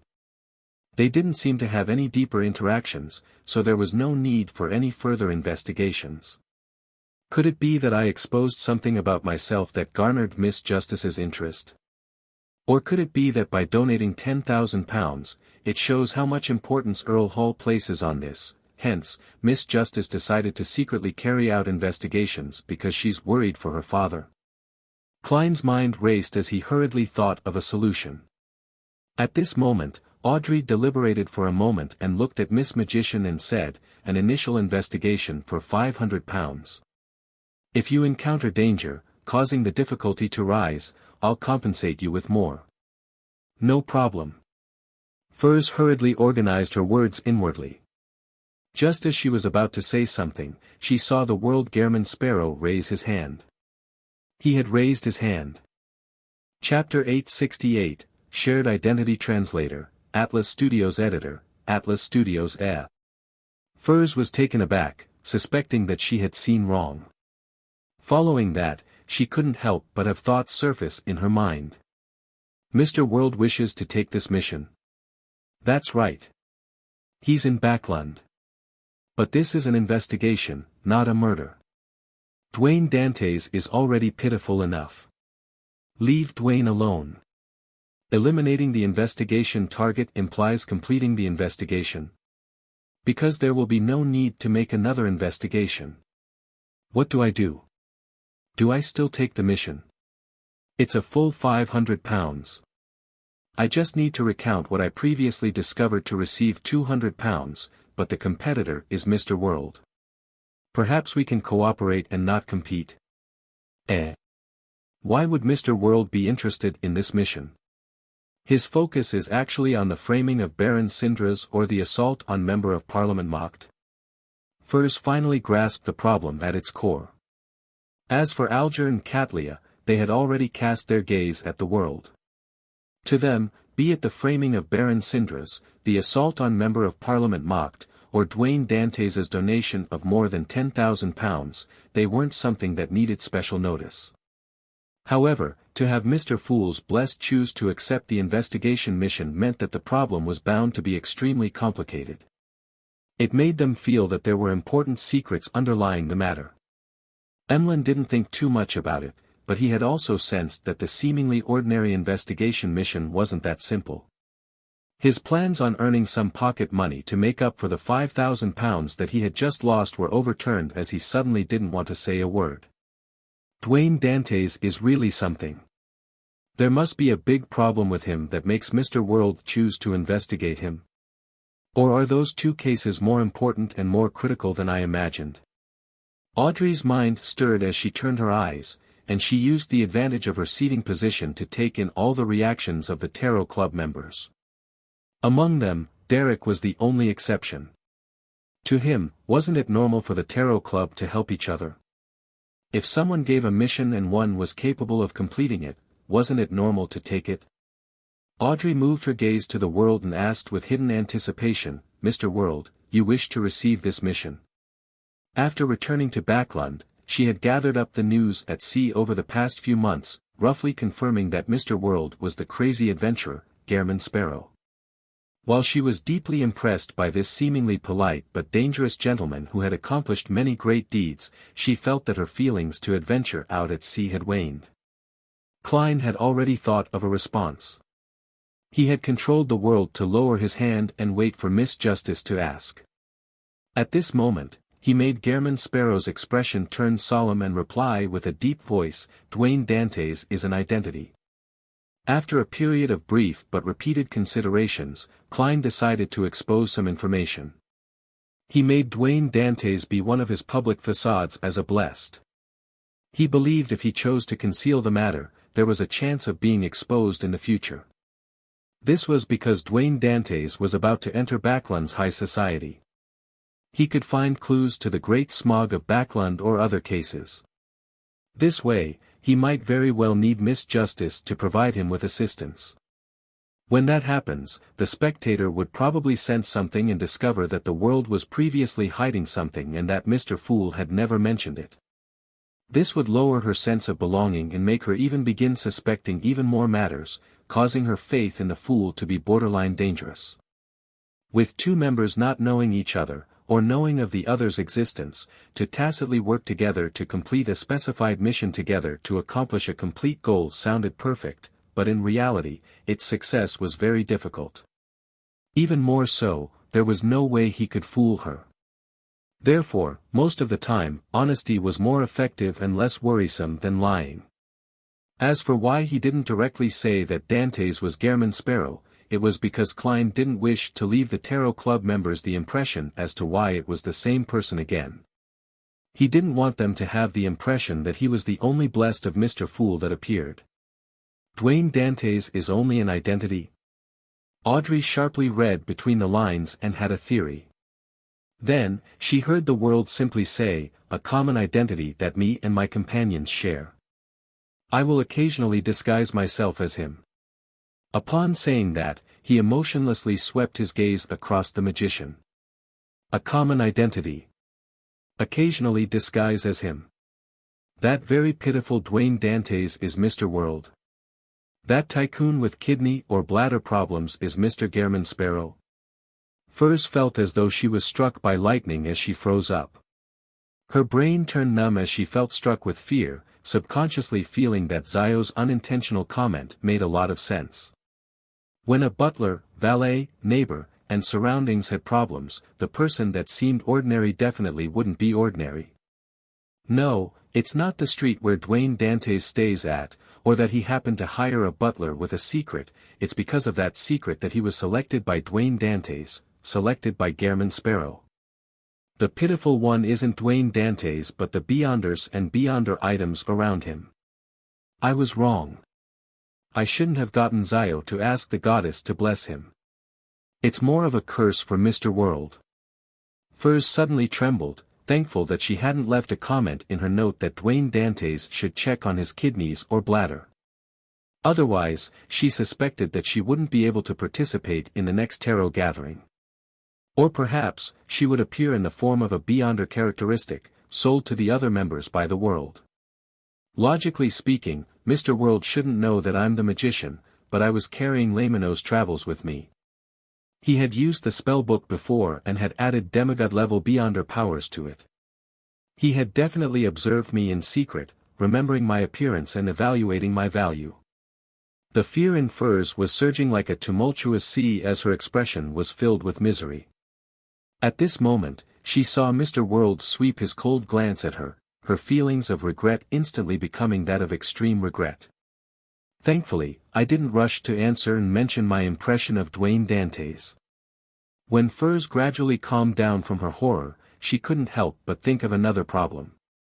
During the bodyguard mission, were we the ones protecting Dwayne Dantes, or was Dwayne Dantes protecting us?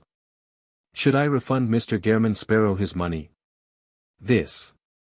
At times, Dwayne Dantes is equivalent to Mr. World.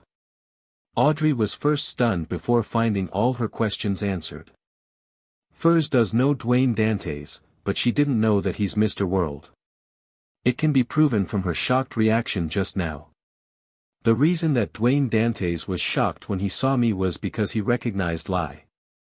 Although this mystical item has changed, it comes from a Beyonder characteristic that Mr. World provided. Perhaps this crazy adventurer can sense it somehow. After all, Gehrman Sparrow can transform into anyone with the powers of shape-shifting.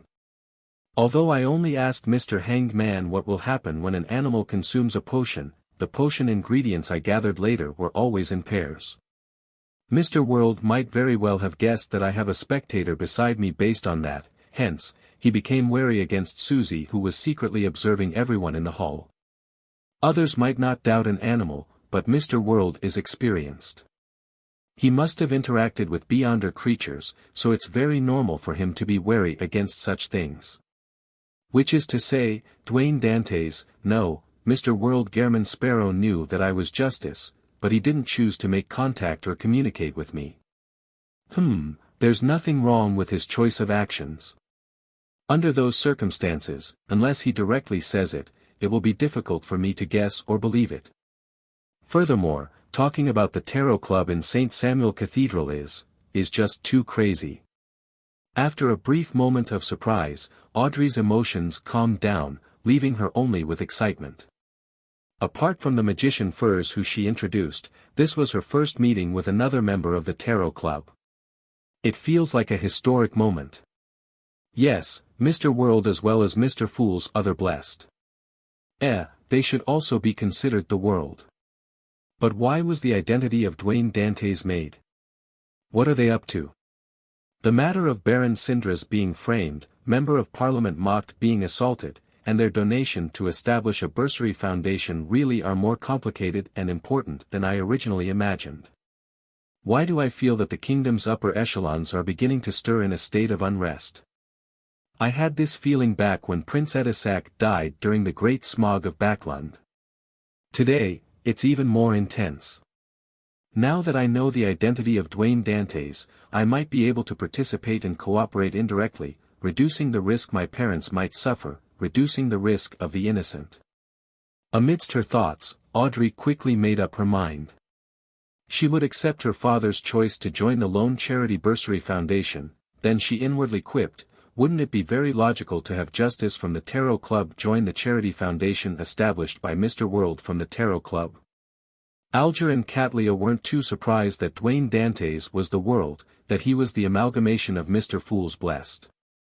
In their minds, another thought flashed through their minds, something major is about to happen in Backland.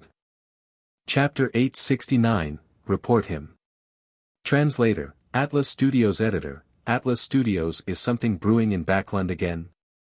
An extension of the Great Smog of Backland? As Alger and Catlia wondered about the framing of Baron Sindras and the assault on Member of Parliament mocked, they planned on using their own respective channels to obtain more detailed information to see if they could discover anything abnormal. They weren't in a rush. They had no intention to directly ask the world what his motives or exact plans were. They felt that he wouldn't answer in detail. At best, he would just make a comment. Therefore, they planned to gather more information first to do some preliminary investigations. They would then decide on their subsequent course of action depending on the exact situation. At the same time, they suddenly realized that the public announcement of the identity of Dwayne Dantes seemed to be a boon for them. As long as they paid attention to news of the tycoon, they could roughly grasp the actions of Mr. Fool's Blessed, and from there, they could provide tacit cooperation or help. And since this was just a fake identity, it could be disposed of the moment any problems were exposed. Similarly, they could be a witness for this identity, making Dwayne Dantes appear more realistic.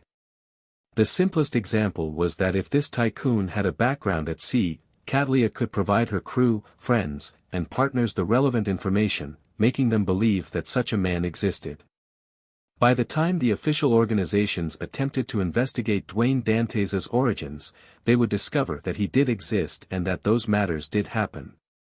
After a brief silence, Audrey was just about to answer Mr. World's question when she saw Mr. Moon sit up straight and look to the end of the long bronze table, taking the initiative to ask, "What is this public identity used for?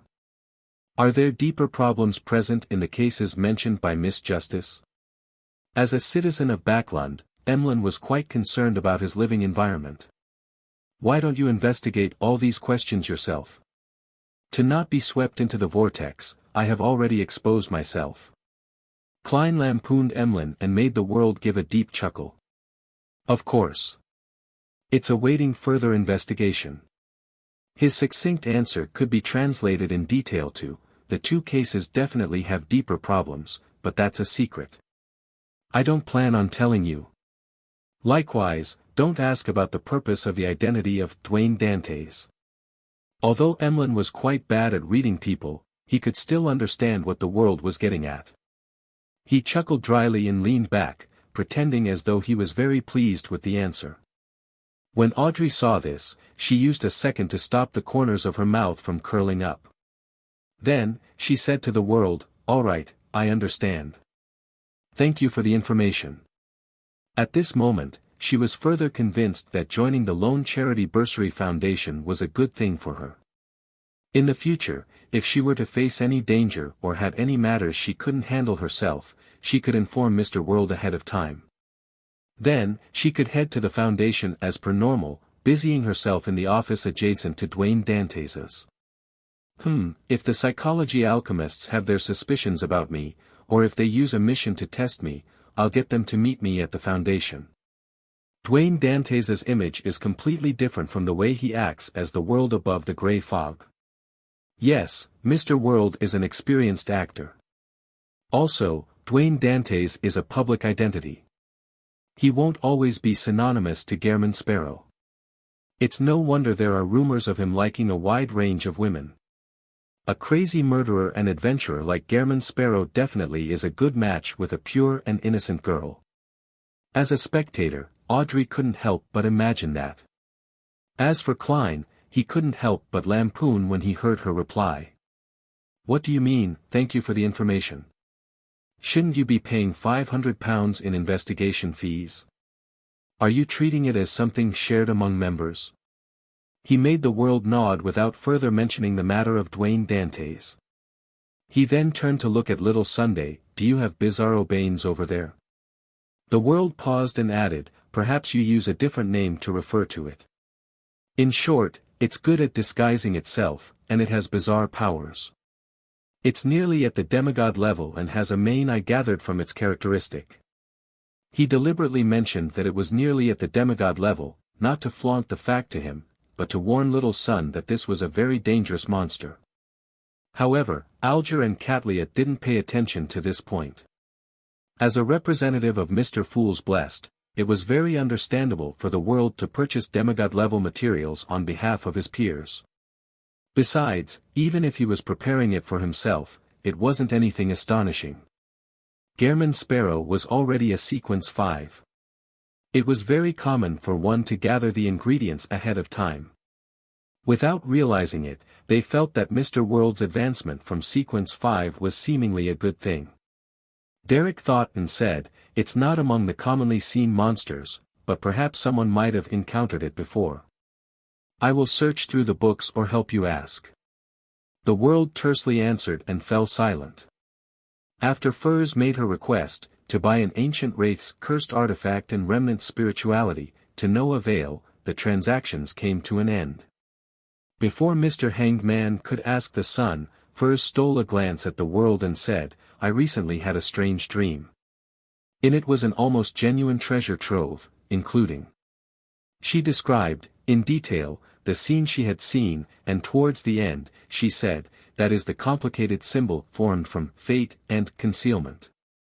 Furs was just about to look towards Mr. Fool to request permission to conjure it when she heard the World say, "Are you talking about this symbol?" The World first made a request before conjuring the symbol. The badge was only the size of an eyeball. On the surface, there were symbols that symbolized fate and concealment. It came from Lenivus, and it was the proof of admission to the Hermits of Fate's gathering. However, Klein had never made any attempts to participate in it before. "Ah." Furs glanced at it and stammered a reply. Yes, that's it." After she answered it, she realized that Mr. World hadn't only produced the symbol, but he had also produced an item. Suddenly, she came to a realization. Dwayne Dantes had chosen Buckland Street for a reason. Just as she had the thought, she saw the World say with a hoarse voice, "That treasure is a trap. He does know." Thankfully, I was wise to seek the advice of the experienced. Furs heaved a sigh of relief as she smiled. "Thank you for your reminder." Audrey asked out of curiosity, "Mr. World, what does that symbol represent? Why do you call it a trap?" Klein controlled the World and answered simply, "It represents a bunch of thieves that called themselves Hermits of Fate." Hermits of Fate. Thieves. Alger and Katlia thought as they memorized the two names. Based on their own knowledge, they had a certain guess. The former suspected that it was an organization established by a bunch of marauders. The latter believed that an ancient family from the Fourth Epoch was involved. After some careful recalling, Emlyn White confirmed that he had never heard of such an organization, and he planned on learning more from the upper echelons of the Sanguine. As for Klein, he thought of another problem. That demigod from the Marauder pathway who was sealed deep in the sewers hasn't left Buckland Street as expected. He might be hiding at Hazel's place. Furthermore, this demigod isn't staying put. He actually tried to influence Miss Magician via a dream. This won't do. I can't give him free rein to do as he wishes. I have to eliminate this latent risk as soon as possible. I'll find my dear poet later and warn him. The grandpa inside his body wouldn't be uninterested in a demigod of the same pathway. With this in mind, Mr. Fool, who was leisurely looking at the members, curled his mouth into a smile. Audrey vaguely sensed the emotional changes of Mr. Fool as she mumbled inwardly. That bunch of thieves who call themselves Hermits of Fate are friends related to Mr. Fool. The talk about the treasure in the dream quickly came to an end. Katlia thought of something and said to the World, "I'll give you the intelligence you want this week." At this moment, she was a little curious as to why he needed information on West Balam. However, she wasn't the sun or the moon who would ask the moment they didn't know something. She was more accustomed to do a search for clues first. "All right." The World nodded. Klein sighed inwardly.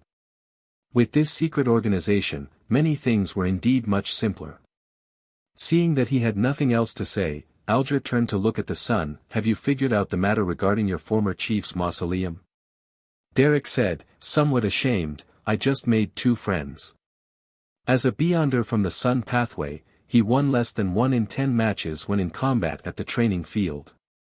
After suffering plenty of beatings, he finally established a relationship with his former acquaintances. However, the ones he could call friends only numbered 2.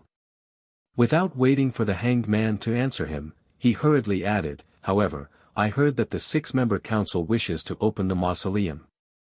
Regardless, they wish to retrieve the characteristic at the very least." In the City of Silver, no one felt that such an operation was problematic. To them, being wasteful was a sin. Alger nodded gently as he changed his admonishing words he was about to say. "Not bad. They don't necessarily have to be friends in order to provide you with help. When you establish a bigger network, you will naturally obtain more intel." Upon gaining recognition, Derek was taken aback for 2 seconds. His shame lessened as he said, somewhat embarrassed, "I will take further steps to understand this matter.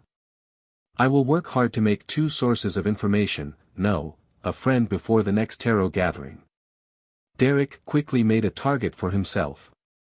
Upon seeing this, Klein made the world hoarsely say, "If it involves the domain of death, you can seek my advice." "And I can seek Mr. Azek's advice," he silently added. As for Frank Lee's new mushrooms, he had no plans on transferring them to Little Sun, as they were still incomplete. The fruits that were eventually produced were filled with poison and madness. "Thank you, Mr. World," Derek answered gratefully. After a short exchange regarding other matters, the Tarot Club entered the learning segment until it ended. Returning to the real world, Klein immediately wanted to resolve the problem of the marauder demigod, but the plan he conceived of was met with an obstacle at the first step. He had no idea where to find Leonard Mitchell and the grandpa inside his body. St. Samuel Cathedral. Leonard is most probably underground, but I have no way of entering. He only prays in the cathedral once or twice a week, and he doesn't do it at a fixed time. I can't be heading there thrice a day all week just to meet him, right? What kind of crappy plot is this? Is this what's called a stakeout? Even if I really did it, it might not be effective. As a red glove, he might have left Backlund. As Klein lampooned, he felt a deep sense of regret. He regretted being too focused on the sophistry and in fooling Leonard Mitchell, thus, forgetting to ask for his contact method. I should have said to Leonard, "I will inform Klein Moretti about his identity being exposed. If he has anything he wishes to say, I will pass it on for him. That way, I'll be able to establish a private method of contact." Klein exhaled slowly. All he could do was use his final solution. That was to ask the magic mirror. Drawing the symbols that implied concealment and mystery prying, Klein cast his gaze at the full-body mirror. He saw aqueous light ripple, producing white Loanese text, "Exalted Great Master, your puny, loyal and humble, terrified servant, Herodes, is here to answer your summoning. Before answering any questions, I want to say, I was wrong. I was wrong." Klein pricked up his brows and asked, "Why are you suddenly admitting to a mistake?" On the mirror, the white Loanese words warped and turned into new words. In short, "I was wrong." After a series of ellipses, the white words trembled into shape. "Recently, there have been many people trying to find out about you, and they have learned of the reputation of your present identity, so, Dwayne Dantes's amorous preference of liking anyone beautiful has spread, so much so that even Miss Justice knows of it." "Well, that's good. I used the explanation that it's a shared identity. More than one blessed plays as Dwayne Dantes, so having a myriad of preferences can be explained. Hee, look at this mirror. It's scared white." Klein was somewhat enlightened as he secretly laughed before saying, "It's your turn to ask." The full-body mirror's words remained white as it formed new words. "Will you forgive me? No, I mean, are you willing to watch my subsequent performance?" This attitude. Klein sked inwardly and said with a sullen expression, "Work hard." "Yes, great master." The mirror surface's ghastly white words bloomed with silver light. "Since you have summoned me, do you have a question to ask me?" Klein nodded. "Yes. Where will Leonard Mitchell be living in the next few days?" The silver marks distorted quickly, forming new words. 7, Pinster Street. Beneath the words, the aqueous light rippled, forming a scene, it was a terrace house numbered Unit 7. There was a black-haired, green-eyed youth just about to get his keys. It's the same old place. There hasn't been any change. If I were to pay a visit directly, it will sully Leonard's impression of Dwayne Dante's. It will be quite a step down. Get Emlyn White to go. Leonard has probably figured out that the vampire and Sherlock Moriarty, who is also Klein Moretti, have ties. The current problem is that it's hard to determine that Grandpa's stance. I have no way of confirming his true motives. Giving him a big gift based on his present state might not be appropriate. Perhaps it will bring extreme danger to Leonard. As it doesn't involve myself, doing a divination above the grey fog won't be effective. Thoughts arose in Klein's mind as he changed his plans. Compared to directly informing the grandpa in Leonard's body about the marauder demigod, using Pallas Zorost's or Amon's name to warn the target to force him to leave the area was a milder method that led to fewer repercussions. Of course, the premise is that I don't expose myself. Klein pondered for a few seconds and asked again, where is the demigod beside Hazel mocked hiding? The mirror's surface had aqueous light ripple out as the scene changed. On a thick carpet with beautiful embroidery, there was a small leather sofa. On the surface of the single-seater was a white, furry cushion. In the middle of it was a grey rat. Compared to its kind, its eyes were closer to dark red. Rat. That marauder demigod has parasitized a rat. And he's sleeping inside Hazel's room in broad daylight. He got himself what looks like a very expensive cushion. He had to transform into this because I foiled his plans. Klein was surprised before he felt a little amused. The scene fixed as silver lines surfaced. Great master, what other instructions do you have for me? Very sharp. Klein tersely answered and said, use the mirror in the room to warn that demigod. Tell him that all around this street there is an angel from the marauder pathway with ill intentions plying it. Furthermore, blasphemer Amon might come at any time. All right, master. I'll do it immediately. The words on the mirror sparkled. In Hazel's room, the grey rat felt his spiritual perception stirred as he hurriedly stood up and cast his gaze on the full-body mirror in the room.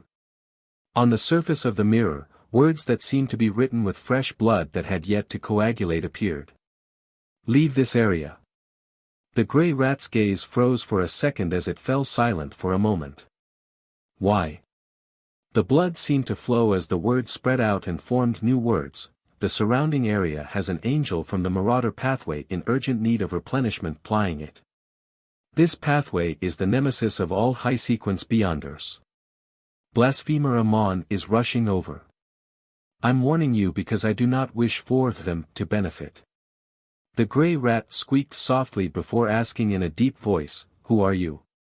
It was extremely frustrated that the strength it accumulated would often be forced to be drained. Otherwise, it could use astromancy to confirm the situation. The full-body mirror which had dimmed at some point in time suddenly had bloody words appear again, presenting new information. I've already answered one question of yours. Based on the principle of reciprocity, it's my turn to ask.